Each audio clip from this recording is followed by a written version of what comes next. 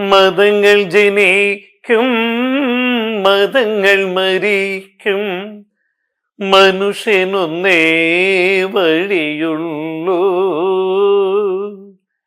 നിത്യസ്നേഹം തെളിക്കുന്ന വീഥി, സത്യാന്വേഷണ വീഥി. നിത്യസ്നേഹം തെളിക്കുന്ന വീഥി, സത്യാന്വേഷണ വീഥി. യുഗങ്ങൾ രക്തം ചിന്തിയ വീഥി. അദ്വൈതം ജനിച്ച നാട്ടിൽ, ആദിശങ്കരൻ ജനിച്ച നാട്ടിൽ, ആയിരം ജാതികൾ, ആയിരം മതങ്ങൾ, ആയിരം ദൈവങ്ങൾ. അദ്വൈതം ജനിച്ച നാട്ടിൽ. ജയൻ ചേട്ടൻ അഭിനയിച്ച 41 പാട്ടുകളും 4 മണിക്കൂർ ബൈക്കാട്ട് പാടിയാണ് 10ാമത്തെ റെക്കോർഡ് ഇട്ടു. പിന്നെ അന്നും ജയൻ ചേട്ടൻ്റെ ആ ഒരു ഇതെന്ന് പറഞ്ഞാൽ അന്നത്തെ പ്രത്യേകിച്ച് ഞാൻ പറയാൻ കാര്യം ആദ്യം മരിച്ചിട്ട് ഈ നവംബർ 16 45 വർഷം തികയാണ്. കേരളം ഞെട്ടിയ ഒരു മരണം ആയിരുന്നു അദ്ദേഹത്തിൻ്റെ. ഇന്നോളം നമ്മൾ കണ്ടിട്ട് പെട്ടെന്നുള്ളൊരു ഞെട്ടലായിരുന്നു അദ്ദേഹം മരിച്ചെന്ന് കേട്ടപ്പോൾ. അതും കത്തിജ്വലിച്ച് നിൽക്കുന്ന സമയത്തായിരുന്നു അദ്ദേഹത്തിൻ്റെ മരണം. ഈ അദ്ദേഹം മരിച്ചപ്പോൾ നമ്മുടെ തിക്രൂശി ചേട്ടൻ ഒരു കാര്യം എഴുതി, നട്ടുച്ചയ്ക്ക് മുമ്പേ സൂര്യൻ അസ്തമിച്ചു, ഗൃഹപ്രവേശത്തിന് മുമ്പേ ആ രാജസൗധം തകർന്നുടഞ്ഞു, പല്ലവി പാടും മുമ്പേ ആ സാമഗീതം നിലച്ചു. ആദ്യ പാഠത്തിൽ തന്നെ അഭിനയത്തിൻ 18 അടവുകളാം പടവുകൾ കേറി, ആപത്തുമായി അങ്കക്കുറി നീട്ടി, ആവേശലഹരിയിൽ വിജയക്കുറി ചാർത്തി, സമയസാഗര കോളിളക്കത്തിൽ നീന്തി വിധിയുടെ വിളികേൽക്കേ, അമരചക്രവാളമേറി നീ കിരണപൂരമേ, സുഗുണാതാരമേ, ജയ ജയ ജയ താരമേ, ജയ താരമേ.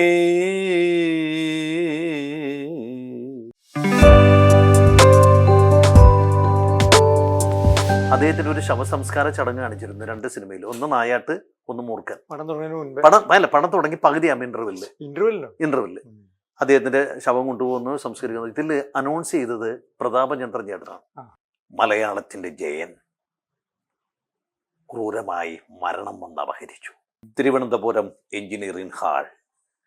ആരോഗ്യ വകുപ്പ് മന്ത്രി വക്കം പുരുഷോത്തമൻ ജയന് വേണ്ടി ആദരാഞ്ജലികൾ അർപ്പിച്ചു.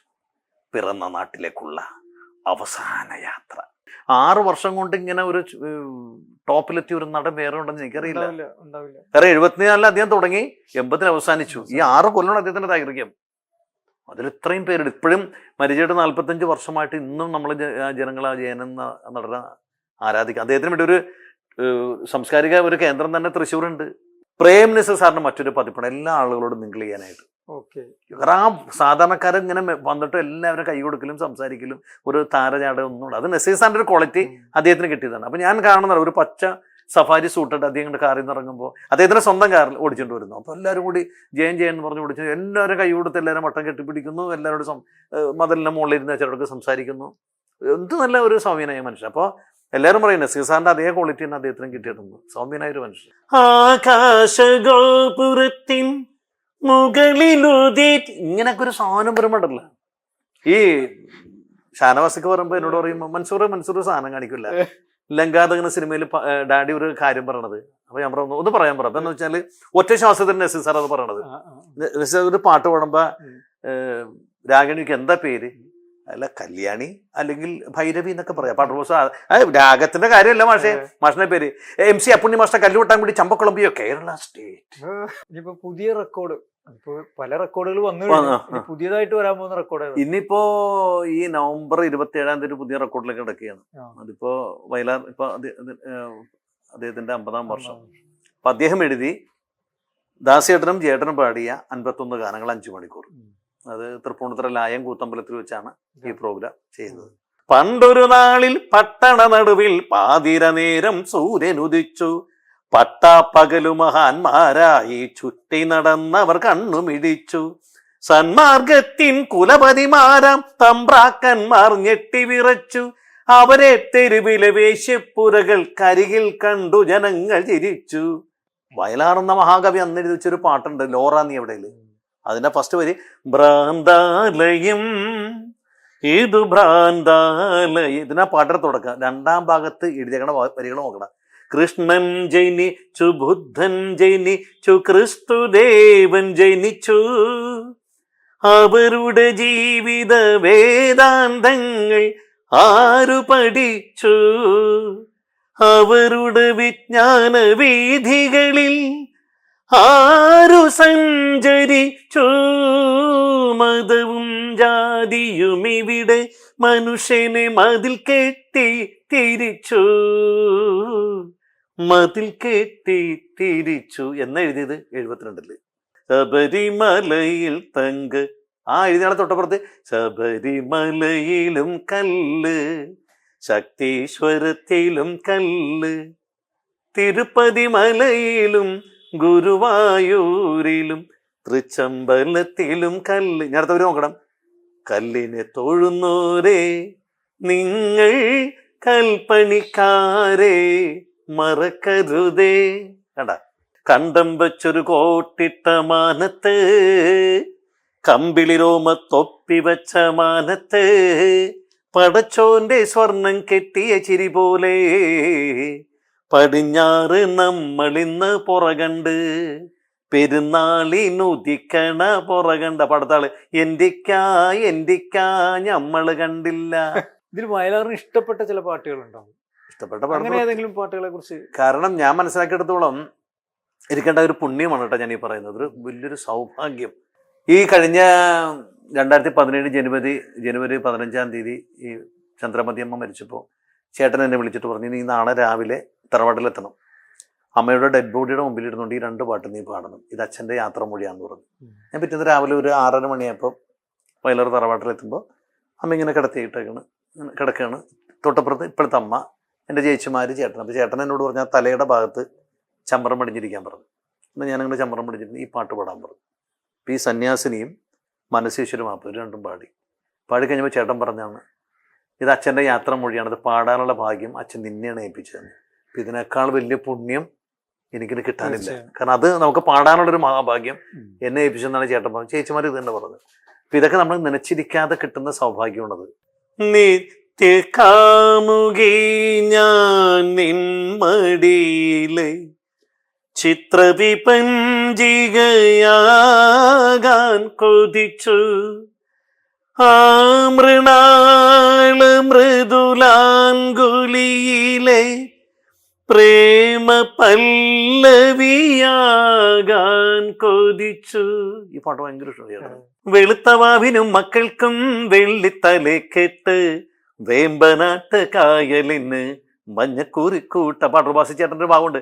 വേച്ചു പന്തലിലിച്ചിന് കാത്തിനിറ്റിര് കള്ള്, വെച്ചൂരെ തുറയറയന് വെറ്റില പാക്ക്. അപ്പൊ ഇത് ഈ പാട്ടങ്ങനെ പാടുമ്പോ പെണ്ണിനെ ഞങ്ങൾക്ക് താ പെൺതുറക്കാരെ ഇതൊക്കെ. പിന്നെ നമുക്ക് ഭയങ്കര ചിരിയാണ്. ഇങ്ങനെ ഈ ചില തമാശ പാട്ടൊക്കെ പാടും ഭയങ്കര ചിരിയിരിക്കും. അത് അടി മനമ്മേ അടി കൈ അടി മനമ്മേ ഈ വല്യപ്പനുപ്പ് പഴയ പോലൊന്നും വയ്യടി മനമ്മേ. ഇത് പിന്നെ തങ്കഭസ്മക്കുറിട്ട് നമ്പറായിട്ട് ഞാൻ പാടിയാണ് അമ്മ അടുത്തുണ്ടെങ്കിൽ നമ്മുടെ താടിക്കൊക്കെ പിടിച്ചു അമ്മ ഭയങ്കര ചിരി.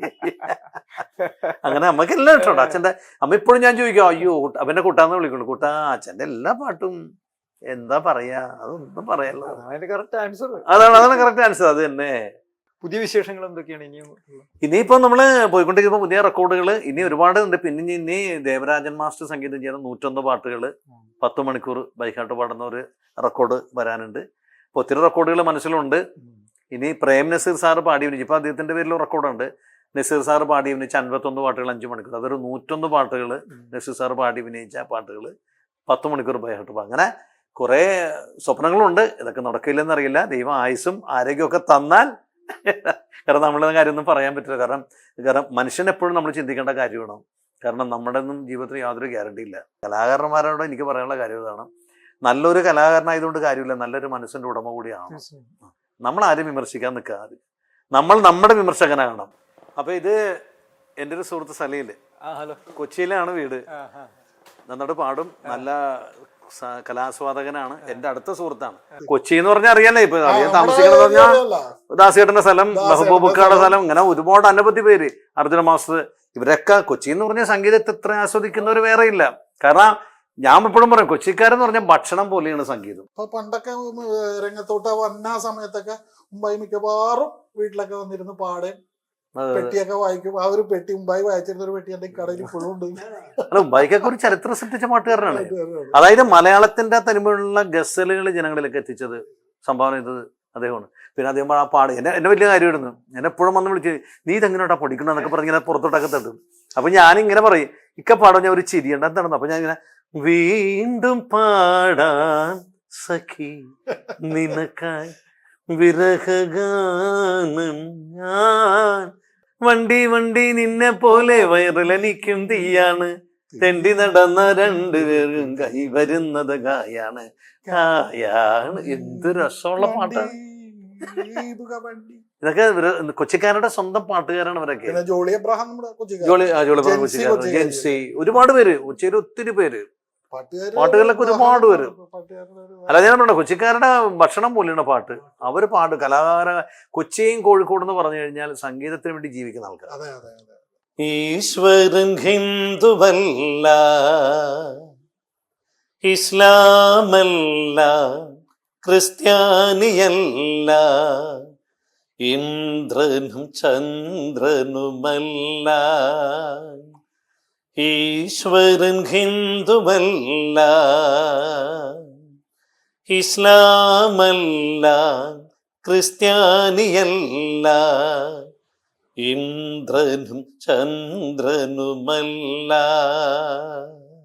വെള്ളപ്പൂശിയ ശവക്കല്ലറയിലെ വെളിച്ചപ്പാടുകളെ നിങ്ങളമ്പലങ്ങൾ തീർത്തു, ആശ്രമങ്ങൾ തീർത്തു, 1000 പൊയ്മുഖങ്ങൾ തീർത്തു. ഈശ്വരൻ 1000 പൊയ്മുഖങ്ങൾ തീർത്തു. ഈശ്വരൻ ഹിന്ദുവല്ല, ഇസ്ലാമല്ല, ക്രിസ്ത്യാനിയല്ല, ഇന്ദ്രനും ചന്ദ്രനുമല്ല. ചക്രവർത്തിനെ നിനക്കു ഞാൻ എൻ്റെ ശില്പഗോപുരം തുറന്നു, പുഷ്പപാദുകം പുറത്തു വയ്ക്കു നീ, നഗ്നപാതയായകത്തു വരൂ. ചക്രവർത്തിനെ നിനക്കു ഞാൻ എൻ്റെ ശില്പഗോപുരം തുറന്നു, പുഷ്പപാദുകം പുറത്തു വയ്ക്കു നീ, നഗ്നപാതയായകത്തു വരൂ.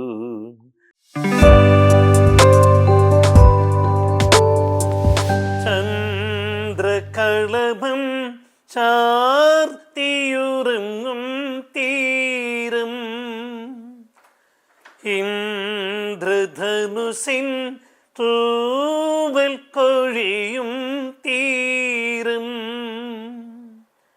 ഈ മനോഹര തീരത്തു തരുമോ ഇനിയൊരു ജന്മം കൂടി, എനിക്കിനിയൊരു ജന്മം കൂടി.